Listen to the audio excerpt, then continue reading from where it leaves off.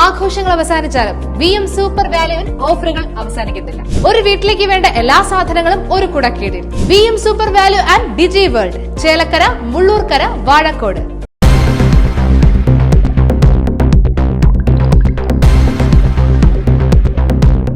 ഉടമയറിയാതെ കെട്ടിട ഉടമസ്ഥാവകാശം പഞ്ചായത്ത് രേഖകളിൽ നിന്നും നീക്കം ചെയ്തു. ചേലക്കര ഗ്രാമപഞ്ചായത്ത് സെക്രട്ടറിക്കെതിരെ കേസെടുത്ത് പോലീസ്. ചേലക്കര നാട്ടിൻചിറ കല്ലിങ്കൽ പറമ്പിൽ അബ്ദുൾ അസീസ് എന്നയാൾ വടക്കാഞ്ചേരി കോടതിയിൽ നൽകിയ പരാതിയെ തുടർന്നാണ് ചേലക്കര ഗ്രാമപഞ്ചായത്ത് സെക്രട്ടറി ജയലക്ഷ്മിക്കെതിരെ ചേലക്കര പോലീസ് കേസെടുത്തത്. അബ്ദുൾ അസീസിന്റെ പിതാവ് യൂസഫിന്റെ ഉടമസ്ഥതയിലുള്ള കെട്ടിടത്തിന്റെ ഉടമസ്ഥാവകാശം മനഃപൂർവ്വം പഞ്ചായത്തിൽ നിന്നും നീക്കം ചെയ്തതായാണ് പരാതി. ചേലക്കര ഗ്രാമപഞ്ചായത്ത് സെക്രട്ടറിക്കെതിരെ വടക്കാഞ്ചേരി ജുഡീഷ്യൽ മജിസ്ട്രേറ്റ് കോടതിയിൽ അന്യായം ഫയൽ ചെയ്യുകയും അത് കോടതി ഉത്തരവ് പ്രകാരം ഇപ്പോൾ Chelakkara police station FIR register ചെയ്തത് കേസ് രജിസ്റ്റർ ചെയ്തിട്ടുണ്ട് 210/24. അതാണ് കേസിൻ്റെ FIRൻ്റെ നമ്പർ.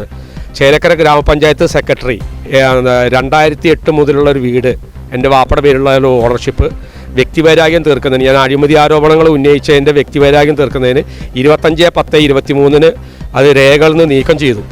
അപ്പോൾ ആ രേഖകളിൽ നിന്ന് നീക്കം ചെയ്തതിന് ശേഷം ഞാൻ പിന്നെ RTA പ്രകാരം ഞാൻ അപേക്ഷിച്ചു. ഇത് പരിശോധനയൊക്കെ നടത്തി എന്ന ഡേറ്റ് ചോദിച്ചപ്പോൾ 27/10/2023 ഇത് സ്ഥലപരിശോധന നടത്തിയത്.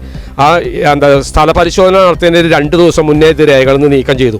ആ രേഖകൾ നീക്കം ചെയ്തതിൽ ഒരു കാര്യം കൂടി പറയുന്നുണ്ട്. ഇത് എല്ലാ റേഷൻ കാർഡ് ഉണ്ട്, വൈദ്യുതി കണക്ഷൻ ഉണ്ട്, സാക്ഷ്യപത്രങ്ങൾ ഇഷ്യൂ ചെയ്തിട്ടുണ്ട്, ഡിമാൻഡ് നോട്ടീസുകളുണ്ട്, എല്ലാ രേഖകളും ഉണ്ടായിരുന്നുള്ളൂ.